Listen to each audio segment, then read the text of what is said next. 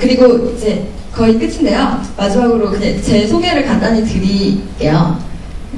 왜냐면은 제가 요새 나는 가수다 이런 거 보고 있는데 마지막에 나오면은 더 오랫동안 기억이 남더라고요. 그래서 자기소개를 일부러 멘트를 뺐어요. 보면은 지금 저는 SNS 기획팀에서 기획 업무를 맡고 있고요. 통신사에서 탈통신이다, LG 플러스 준비하시거나 관심 있으신 분들은 아시겠지만 그런 기조로 굉장히 다양한 신사업들을 하고 있어요. 그 중에서 저는 SNS 기획팀이고 지금 모바일 SNS 와글이라는 거를 올해 초에 런칭을 했고 지금도 열심히 개선 작업을 하고 있습니다. 그리고 한국에서 가장 사랑받는 SNS를 만들기 위해서 지금도 열심히 노력을 하고 있는 입사 3년차의 사원입니다. 앞으로 여러분을 언제 어디서 어떤 기회로 다시 만날 수 있게 될지 모르겠지만 만약에 혹시 이 강의 들으신 분이 저희 회사로 오시게 된다면 저 한번 찾아와 주시면 제가 맛있는 거 사드릴게요.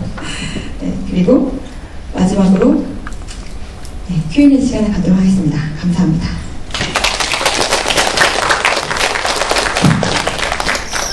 혹시 궁금하신 점 있으시면 이렇게 물어보시는데요. 저는 아는 것을 안다고 하고 모르는 것을 모른다고 할 겁니다. 그때 한번 궁금하신 거 있으시면 말씀해 주시기 바랍니다.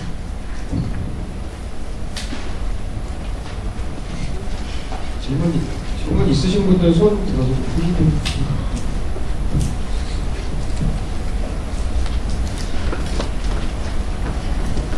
우선 저기 가운데 앉으시면 스터디 구성하세요.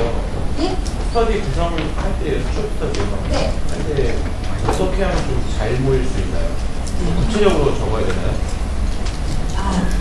그 질문 내용은 스터디를 구성을 할 때 어떻게 하면 사람들이 좋은 사람이 모일 수 있느냐라는 말씀이신 거죠.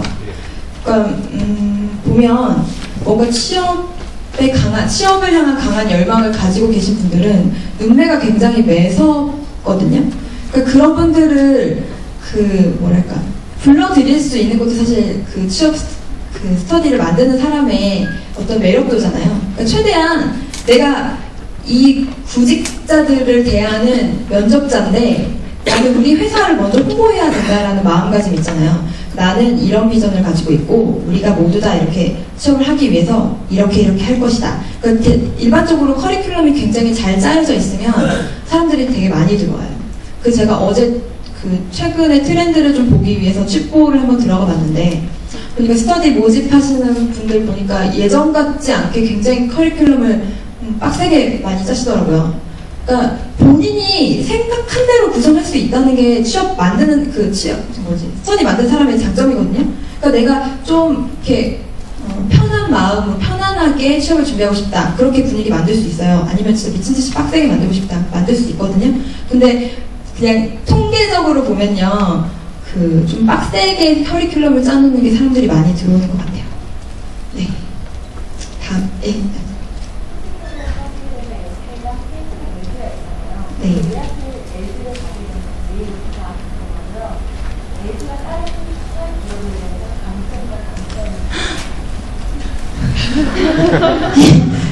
제가 왜 놀랐냐면요. 저 자소서 내용이에요. 그걸 물어보더라고요. 그래서 혹시 쓰셔보셨나요? 자소서 혹시 써보셨나요? LG를 제가 사실 가게 됐던 유플러스를 택했던 이유는 사실 제가 취업 준비하는 시즌에 유일하게 LG 유플러스만 또 걸려 있었어요.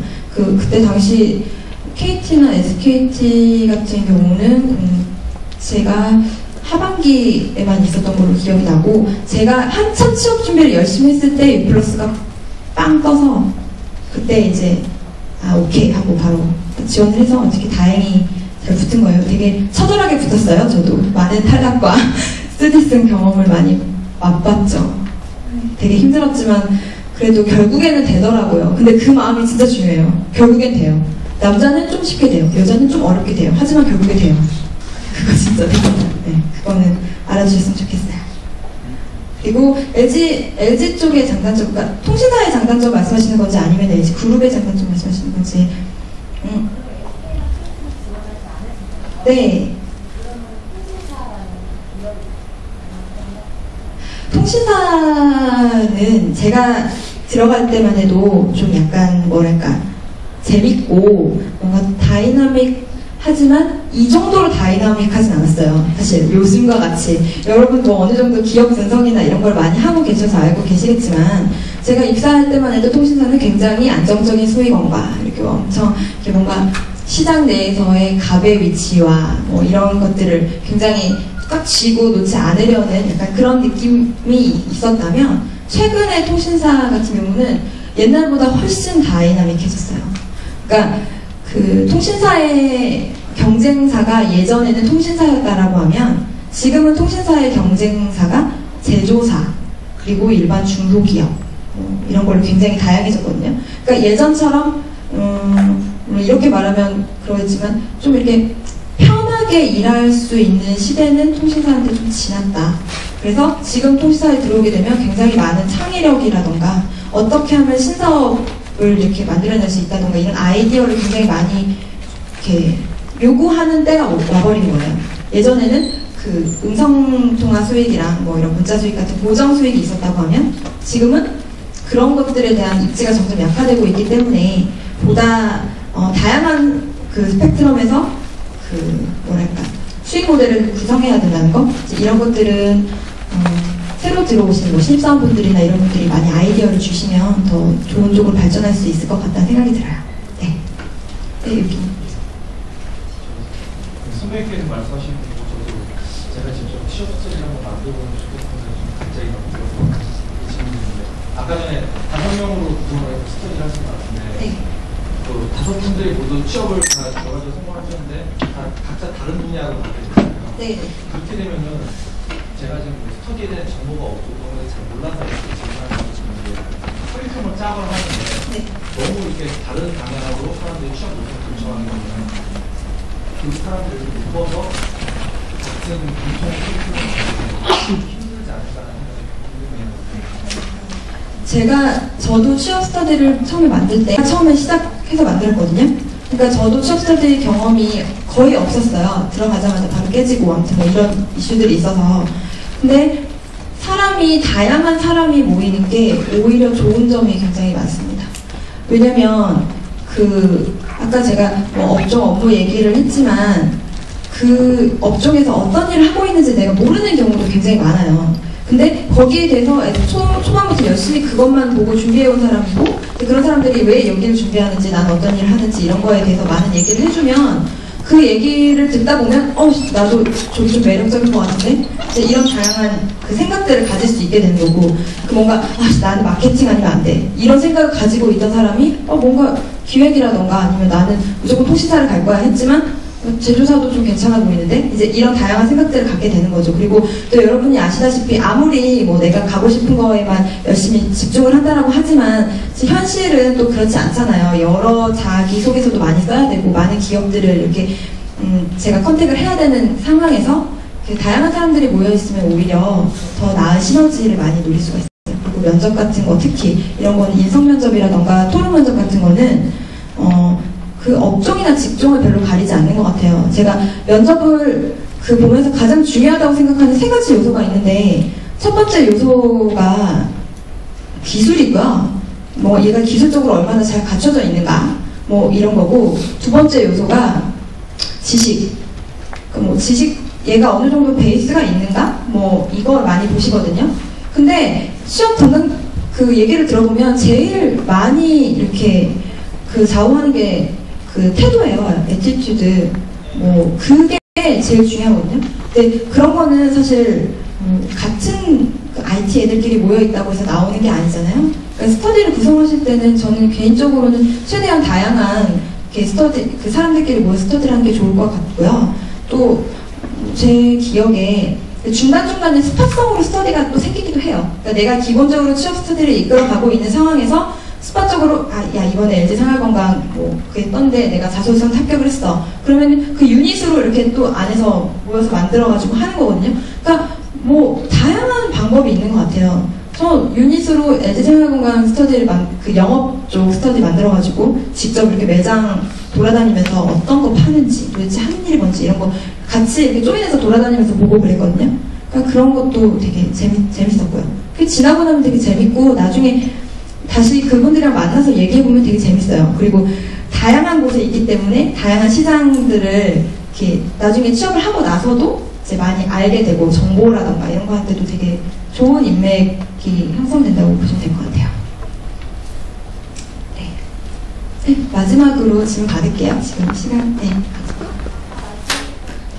네.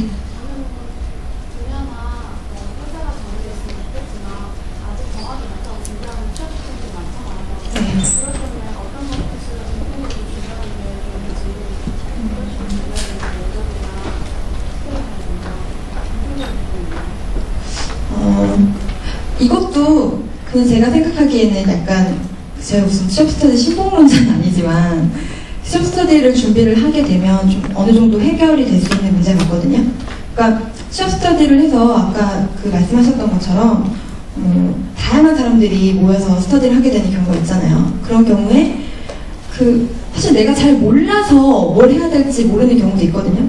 아까도 말씀드렸지만 도대체 여기서 하는 일이 뭐고 내 성격이 이런데 이게 과연 맞을까? 이런 걸 잘 모르는 경우가 굉장히 많은데 그런 걸 취업 스터디를 하다 보면 다양한 사람들이 오면서 이거에 대한 정보를 제공을 해주는 측면도 굉장히 많이 있거든요.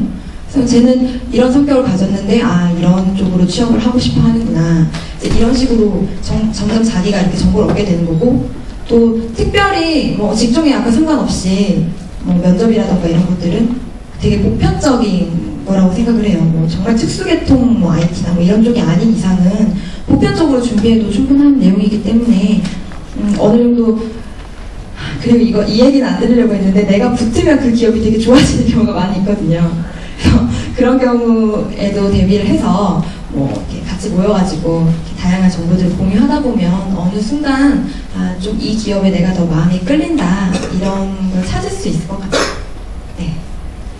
그리고 질문은 여기까지만 받도록 하고 여기 제 와글 아이디랑 이메일 여기 적어놨는데 혹시 추가적으로 더 궁금하신 사항이라던가 제가 도움을 줄 수 있을 것 같다라고 생각되는 부분이 있으면 그 메일이나 그 와글에서 이렇게 말씀해 주시면 제가 바로 답변을 해드리도록 하겠습니다.